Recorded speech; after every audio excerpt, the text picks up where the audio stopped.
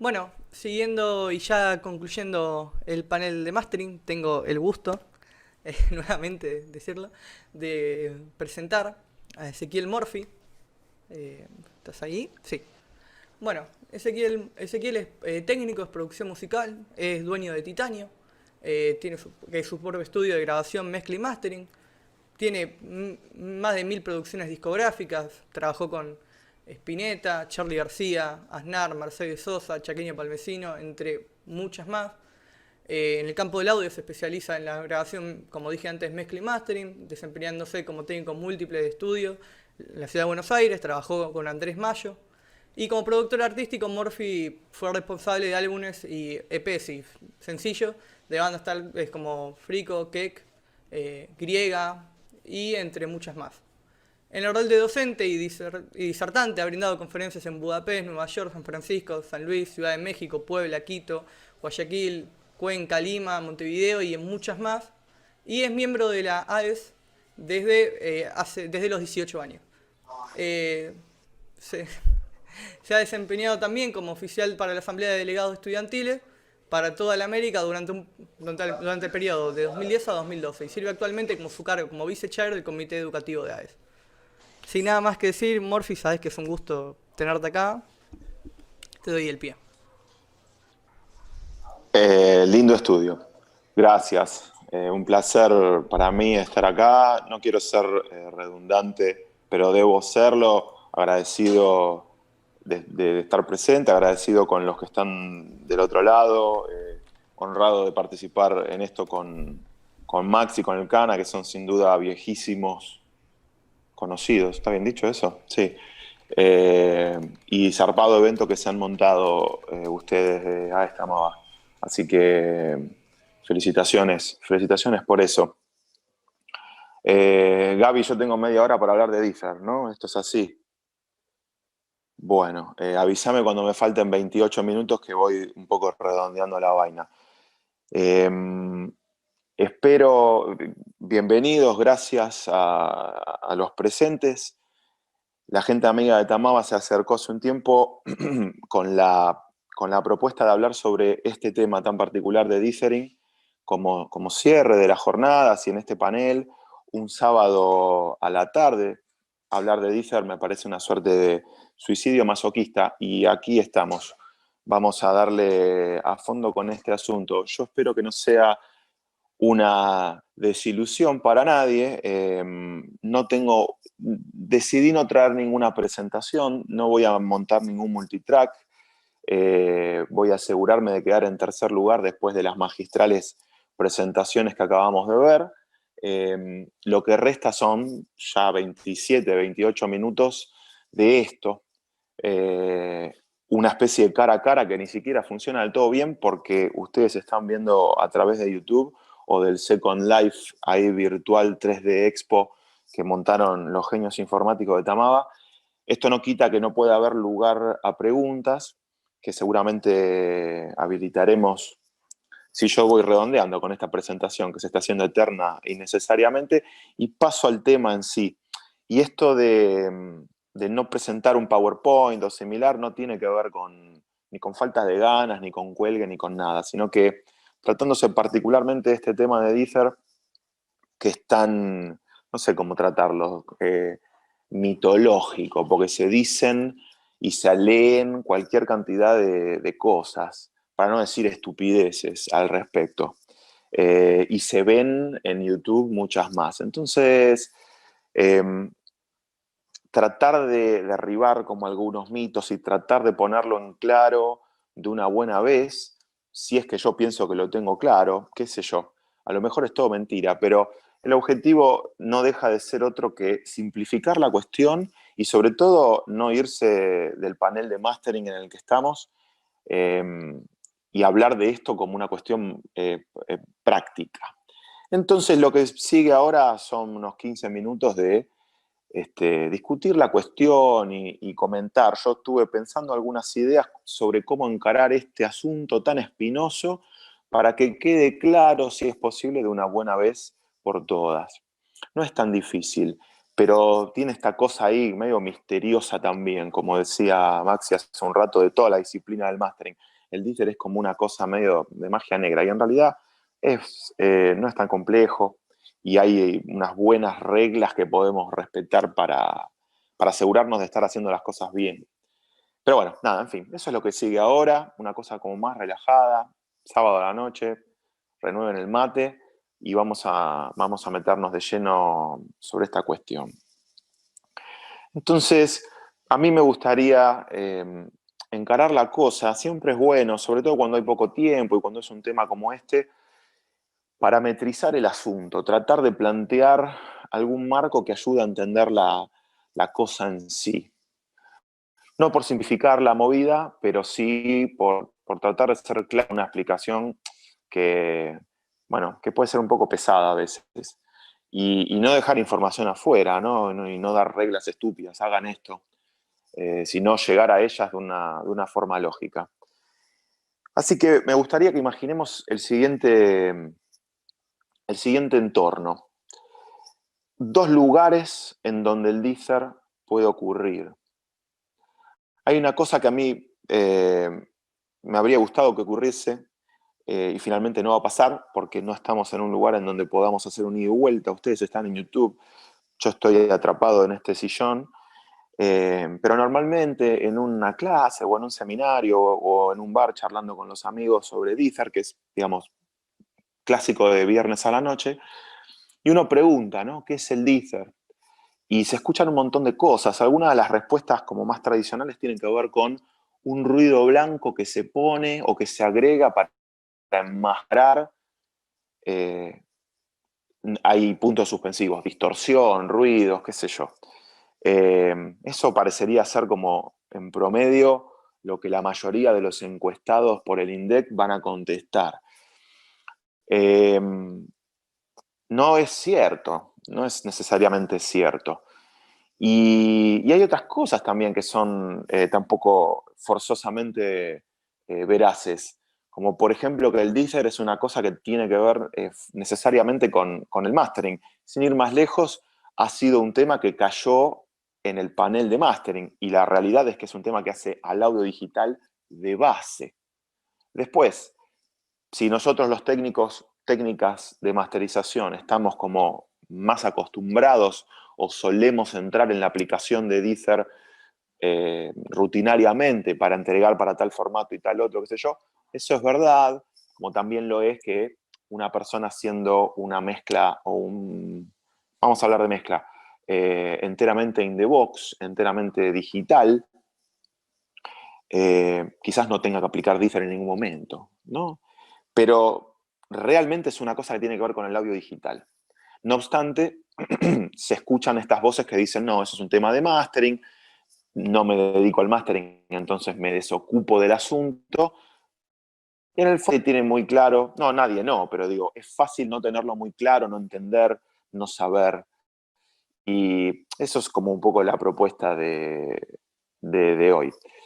Creo que ya lo dije como 40 veces, ¿no? Bueno, en fin, la realidad es que podríamos partir de pensar el asunto del dithering, que todavía no sabemos qué es, como una cosa, a falta de un término más elegante, que sucede en dos entornos. Esto es un ejercicio intelectual ahora para ayudarnos a arribar a las conclusiones que nosotros queremos tener al final de la charla, ahora tipo 7, 11:30 de la noche. Eh, Imagínense que el dither ocurre en espacios completamente diferentes.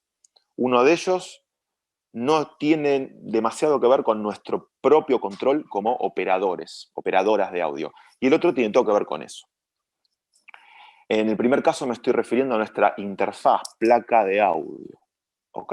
Básicamente o puntualmente quiero decir, en lo que a la placa respecta, el conversor AD, suponiendo que tratemos de música o de sonidos que vayan a ser digitalizados en primer lugar, ¿no? Entonces partamos de un escenario como tradicional en donde alguien está grabando algo, y ahí hay un conversor AD. En ese conversor AD, entre muchas otras cosas que están en los libros y que todos leemos, hay una aplicación de Deezer. Ese Deezer, por cierto, es analógico. Entonces, fíjense, ya se genera como una cosa medio contradictoria, pero nos sirve como para calificarlo y recordarlo. En una placa hay una instancia de differ analógico. Todavía ni siquiera sabemos qué es el differ, pero ya tenemos como un personaje ahí presentado. Y nosotros no tenemos mucho que hacer con eso, pero debemos conocerlo porque son las herramientas, los fierros, los equipos, las cosas que usamos a diario. En el otro costado del ring está la verdadera manipulación y el proceso del audio, los plugins que usamos para grabar o más puntualmente para mezclar y para masterizar. Y ahí hay plugins de dithering, o hay plugins que contienen una etapa o un pequeño módulo de dithering. Khan hace un rato mostraba los Sound, por otros motivos, ese tipo de procesadores, hasta un L2 de Waves y otras porquerías, tienen una etapa de dithering también. Entonces está claro que hay algo que nosotros podemos hacer o deberíamos hacer en función de eso. Bueno, básicamente aplicarlo o no aplicarlo y cuándo y por qué. El por qué explica un poco el cuándo, un poco no, del todo. Entonces, siendo que estamos en el dominio digital y un plugin será digital, podríamos llamarlo de manera fantasiosa en este momento dithering digital, que en el fondo es lo que es. Entonces ya hay como dos entornos diferentes en donde el dither sucede. Que esto muchas veces en la literatura no se presenta unificado. Uno lee el libro de Watkinson y él habla del dither sobre las placas de sonido. Y después ve un video de Nico Astegiano y habla de dither, por supuesto diciendo cualquier estupidez, como una cosa que tiene que ver con un plugin que uno pone, ¿no? Bueno, no importa. Palos innecesarios mediante, pido disculpas, o no las pido. En realidad hay que pensar la cosa de los dos lados, de los dos lados.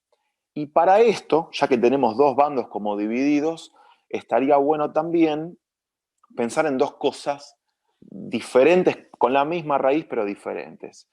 Otra palabra que se escuchó desde que comenzamos hoy con este panel es la palabra distorsión. Ahora yo quiero definir dos clases de distorsión distintas. Una será la distorsión por cuantización y otra es la distorsión por truncamiento. No tenemos ni idea qué es cada cosa, pero por lo menos, acompáñenme en esto, tenemos unos personajes ya definidos y involucrados entre sí. Dithering analógico en mi interfaz de audio lo vamos a asociar con distorsión por cuantización. Y en el otro extremo, en otro contexto de mezcla o de mastering en donde no hay grabación, podemos pensar en una aplicación digital de dithering en función de una distorsión por truncamiento. El fenómeno que ocurre es el mismo, la nomenclatura cambia para ser más específico al respecto, pero lo que pasa es lo mismo. ¿Y qué es lo que pasa? Que tanto en el proceso de cuantización, proceso de digitalización, como en el proceso de truncamiento, proceso de reducción de bits, por ejemplo, pasar de 24 a 16, por ejemplo, pasar de 32 bits, 64 bits floating point, que es como está trabajando nuestro sistema hoy en día, a 16 bits punto fijo para subir algo a Spotify, truncamiento, en esos dos procesos ocurre distorsión. Para el vamos, para arrancar, distorsión armónica, que por supuesto conlleva distorsión por intermodulación, etc. Una cosa absolutamente deleznable, detestable y deseable de evitarse. No tiene ninguna cosa de interesante esto. El dither es la solución al asunto. El dither no es un ruido que enmascara un problema, no es meter la roña abajo de la alfombra, es evitar que haya suciedad en primer lugar. Una manera interesante de explicar esto es mirando por un momento al palo que a mí más me interesa, que tiene que ver con lo que nosotros tenemos que hacer con el tema del dithering en nuestras mezclas o nuestros masters.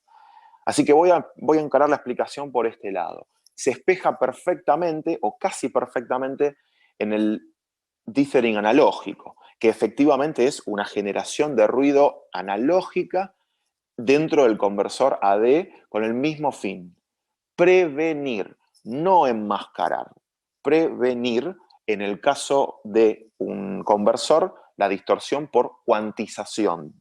La distorsión armónica que se produce por cuantizar valores continuos, valores analógicos, valores de corriente continua que vienen en un cable, que provienen de un micrófono, valores de tensión continua, valores digitales, 16 bits, nada más y nada menos que 65.536, si no me equivoco.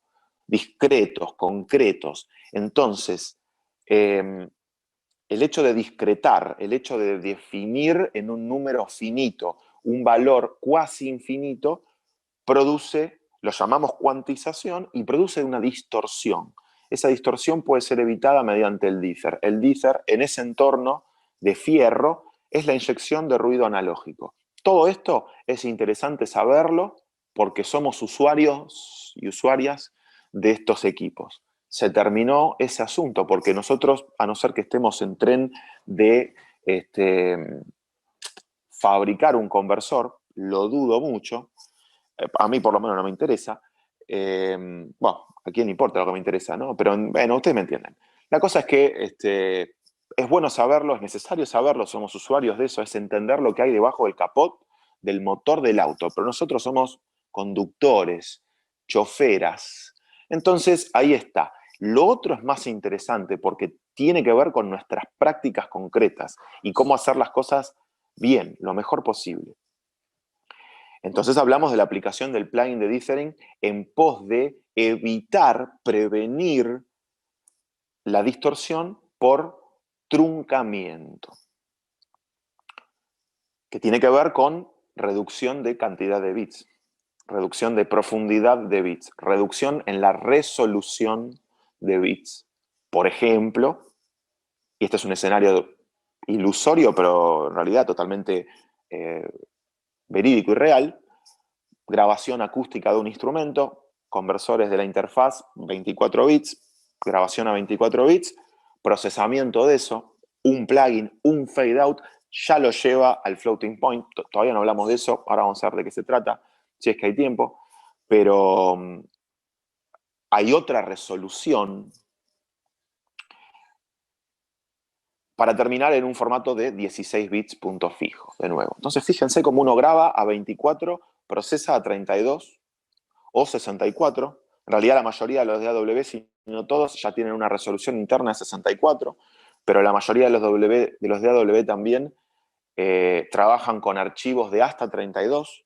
A su vez, muchos plugins, no sé si muchísimos, pero algunos plugins tienen procesamiento interno de 80 bits y todo eso termina en 16. O sea, pasamos por todos lados y la cantidad de bits tiende a crecer y decrecer. El crecer no es un problema, el tema es cuando decrece, y cuando decrece en el entorno del punto fijo, cosa que todavía tampoco hemos explicado demasiado. En ese proceso existe el truncamiento, y el truncamiento va a provocar, el truncamiento es inevitable, pasar de 24 a 16 es forzosamente despreciar y desechar 8 bits. El tema es qué pasa con la información de esos 8 bits. La pura amputación de 8 bits va a generar una distorsión extremadamente desagradable y displicente que conocemos como distorsión por truncamiento. No quiero especificar que es una distorsión armónica porque eso parecería ser algo favorable. Maxi acaba de dar un montón de ejemplos en donde eso es deseable. Te puedo asegurar que esto no es deseable. Entonces, el dither es necesario para evitar, lo digo por cuarta, quinta vez, no para enmascarar esta distorsión por truncamiento. ¿Y cómo funciona? De la siguiente manera. El ruido es un valor aleatorio. Se habla mucho cuando hablamos de dither de aleatoriedades, de ruido de valores random, diríamos, que en realidad es una estupidez decirlo así, porque la palabra es aleatorio. Pero ahora hablamos así. Entonces, el chiste, lo que hace el dither en líneas muy generales es: vos querés pasar de 24 a 16 bits, no hay ningún problema. Vamos a ir al bit número generalmente 15 y 16, que van a ser los últimos bits después del truncamiento, los conocidos como LSB, Least Significant Bits. Esto así lo van a ver en los libros. y vamos a ponerle valores absolutamente aleatorios. Por supuesto que eso puede ser o 0 o 1. Nada más. La aleatoriedad está en que uno agarra el sample número 1, va al bit número 15 y lo cambia por otra cosa, y al 16 por otra cosa. Va al sample número 2 y hace lo mismo, de manera totalmente aleatoria. Y además, en un programa de audio estéreo, al sample que se corresponde con el otro canal, le es diferente. Los dithers deberían ser decorrelados, si no, no garpa la cosa. No obstante, hay un montón de dithers correlados que están, digamos, mal diseñados. Tiene pequeño problema, no viene a cuento ahora. Entonces, el shite es que el dither agarra los 44.100 samples que vos tenés en un segundo, por elegir así una frecuencia de muestreo medio al voleo, y te va a cambiar en todos los samples el bit número 15 y 16 por otros valores totalmente aleatorios, que no tienen nada que ver con la información original, ni con la del sample predecesor o el sample posterior. Conclusión, cuando se produce el truncamiento, esto que es ruidoso por su aleatoriedad, no puede generar distorsión armónica, porque no tiene un comportamiento de tónica fundamental, si entendemos lo que es la distorsión armónica. Estamos haciendo un canje, una especie de negociación entre incorporar un piso de ruido, pero evitar la distorsión armónica que se habría producido. Por eso decimos que el dither evita, ¿cuántas veces lo dije ya? La distorsión armónica, no la enmascara. De hecho, la distorsión armónica que se produce por la distorsión por truncamiento tendría o tiene parciales mucho más altos y por ende imposibles de enmascarar por un simple piso de ruido a menos 96 dB o a menos 124 dB en función de si estamos en 16 o 24.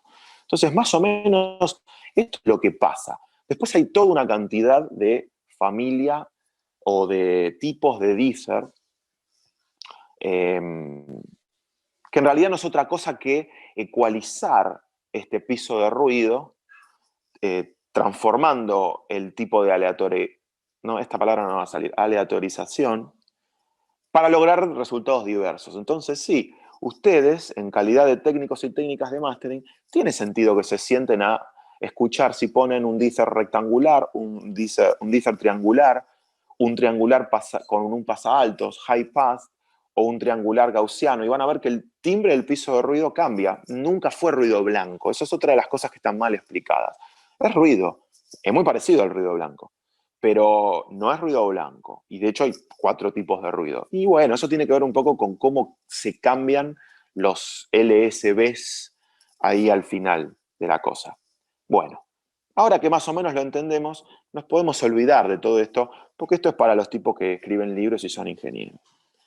¿En qué digamos, afecta esto a nosotros, nosotras como técnicos? Simplemente, y ya con esto me despido, en entender la importancia de involucrar un proceso de dither cuando hay una reducción en la profundidad de bits.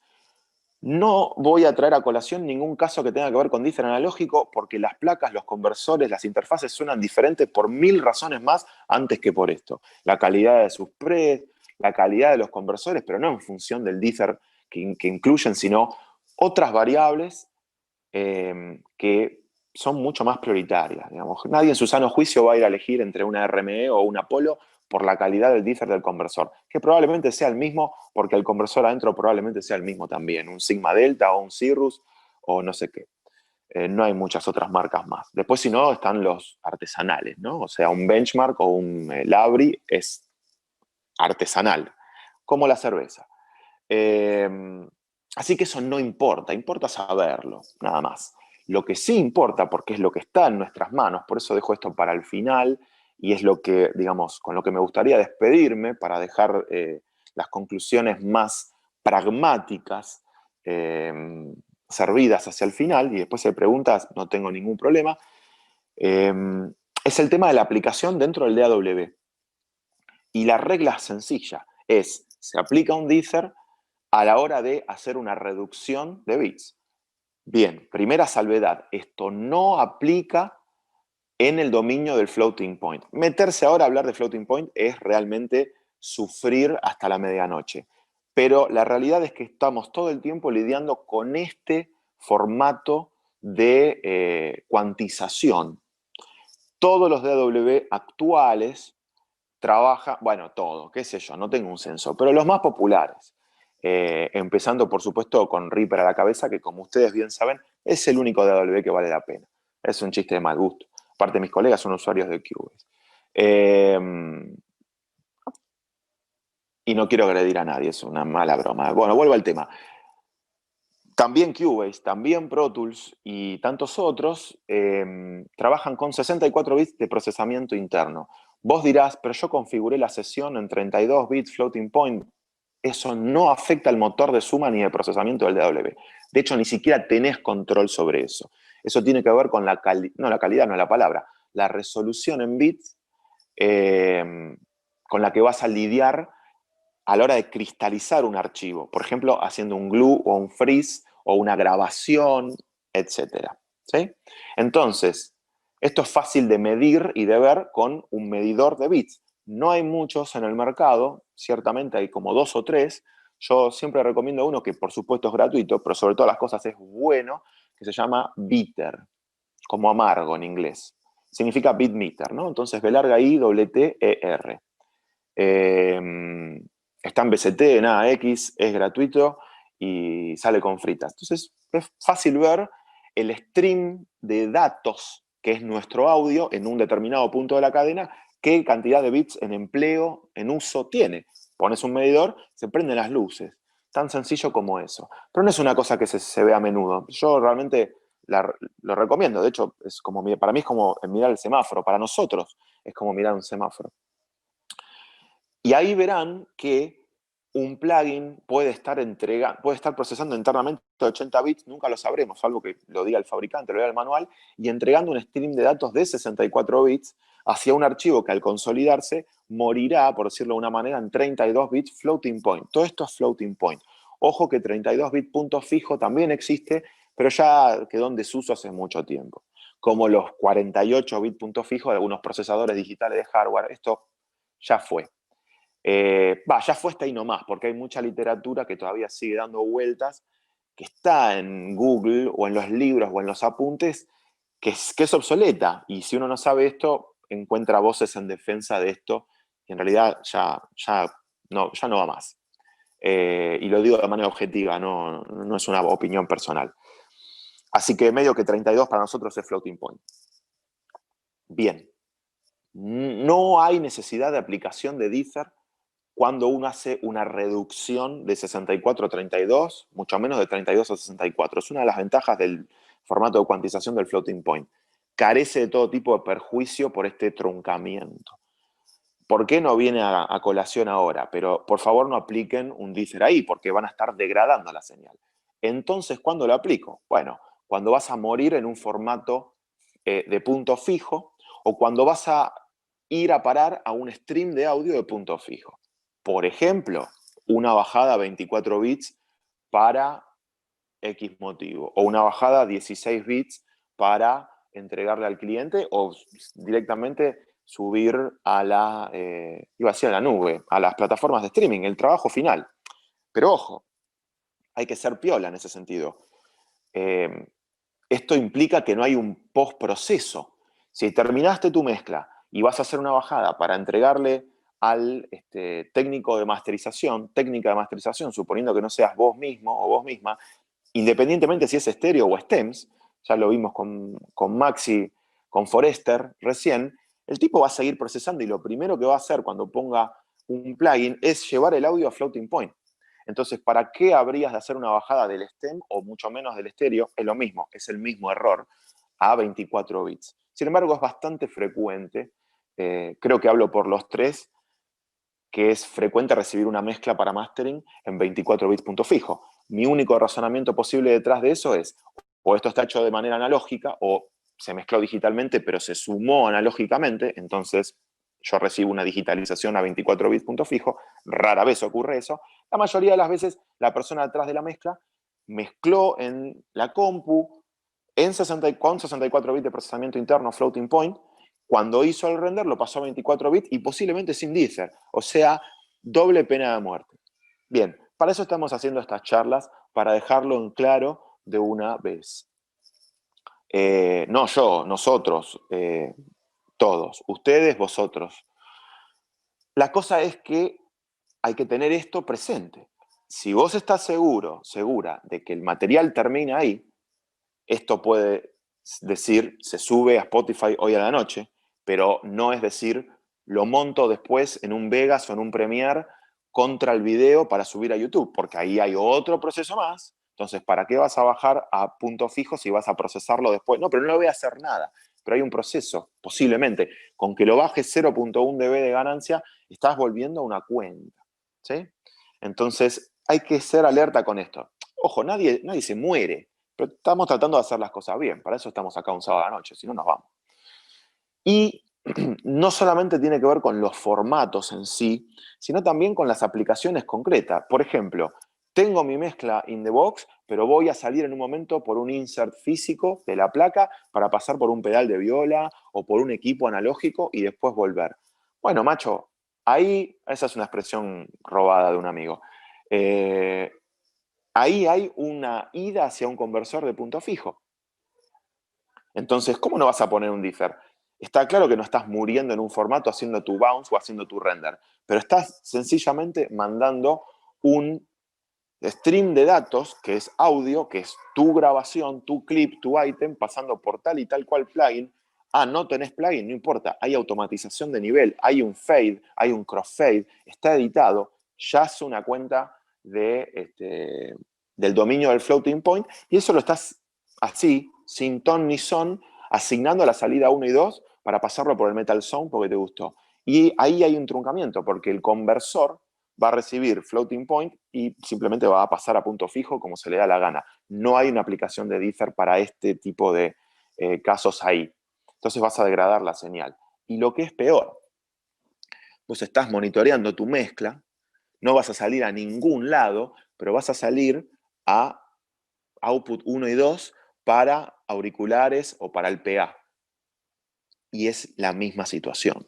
Entonces, en el máster de tu mezcla, en el máster de tu mastering, para monitorear, para escuchar en la sala, en auriculares, tenés que tener un differ puesto. Si no, estás laburando con una resolución que se pierde con truncamiento y de la peor manera posible al momento de ser convertida en el conversor de salida. Nada más. Esto es todo. Récord, ¿eh? Dije todo lo que quería decir y todavía, si me sobra tiempo, comparto alguna receta. ¿Cómo estamos? Terapia para YouTube. Hay una pregunta, si te interesa, Morphy, de No, no me Lucía. interesa. Claro. De Lucía pregunta, ¿de qué depende la elección de la forma del díter? Oreja, pura oreja, porque cada uno tiene lo suyo. El differ rectangular, que es el más neutral de todos, acá hay que empezar con ciertas subjetividades. Tiende a ser más opaco. Dije differ rectangular, sí. No es el más usual. El differ gaussiano es como el más inocuo, el más transparente, si ustedes quieren. El triangular tiene cierta inercia, es como una especie de differ como si fuese un tilt hacia el agudo. Entonces, describirlo de esa manera es ser injusto, porque parece que uno querría el differ más invisible. Sin embargo, estás sentado, sentada, en el caso de Lucía, escuchando música y pones un TPDF, un Triangular Probability Density Function, que es como el differ triangular, y esa carga de ruido hacia el agudo le da como una especie de energía extra, de hecho es lo que está ocurriendo, que es musicalmente favorable. O sea, fíjense hasta qué punto uno elige, ¿no?, hasta el más mínimo detalle. Lo más común, más allá de darle mejor prensa a uno que a otro, y de garantizarle yo de alguna manera en este acto que el rectangular se usa muchísimo menos que el gaussiano o el triangular, medio que el estándar es como el triangular. Y después hay otras variedades que escapan de las TPDF, pero eso ya es ir demasiado lejos. Bueno, ya perdí el hilo de lo que iba a decir. Hay que escuchar un poco, esto es bastante sutil, y ver cuál le hace mejor a ese programa musical para el caso. ¿Sí? Entonces, mejor que describirlos como digamos, por sus particularidades, es poner la oreja, sabiendo que todos van a cumplir el cometido real, que es, digamos, lo importante, bajar a la resolución final. Ya con eso yo estaría tranquila. Pero ya que hay tipos, variedades de Deezer, elegir entre chocolate y dulce de leche tiene como su premio. Ojo que aprovecho la pregunta para mandar otro comentario más que tiene que ver con el noise shaping. Esto en todos los libros está, viene acompañado de, yo no lo mencioné, debería, así que acá estoy aprovechando la chance. El noise shaping es, digamos, relativo a la ecualización de este piso de ruido, en el sentido de que, bueno, lo que está en todos los libros que ya hemos leído, ¿no? Ecualiza el ruido del Deezer hacia zonas más, menos perceptibles, y entonces uno prende el noise shaping y efectivamente escucha que el ruido es menos perceptible. No obstante, yo no recomiendo que se use noise shaping ya nunca más, desde que los amplificadores son digitales. Esto es un peligro. ¿A qué me refiero con amplificadores digitales? Esto, el control de nivel de Spotify o el control de nivel del celular. Situación que no ocurría en los 90, donde el Sanyo o el Aiwa no dejaba de ser un potenciómetro pasivo o no, pero en definitiva analógico. No hace falta montarse a un equipo de los 70 con orejas de madera y todo discreto y sin integrados. ¿Por qué? Si infieren un poco de lo que venimos discutiendo, porque vos aplicás un Deezer y noise shaping, ya que estamos, y después hay una cuenta en el dispositivo reproductor, el nivel de Spotify, ni hablar de la ecualización, que recuantiza todo. Vas a pensar que el control de volumen de Tidal aplica un Deezer después de eso. Por supuesto que no. No. Así que echa todo a perder. Lo cual es una lástima. Pero sobre todas las cosas, con el noise shaping habiendo involucrado tanta energía en frecuencias agudas, el postproceso de eso puede traer consecuencias indeseables.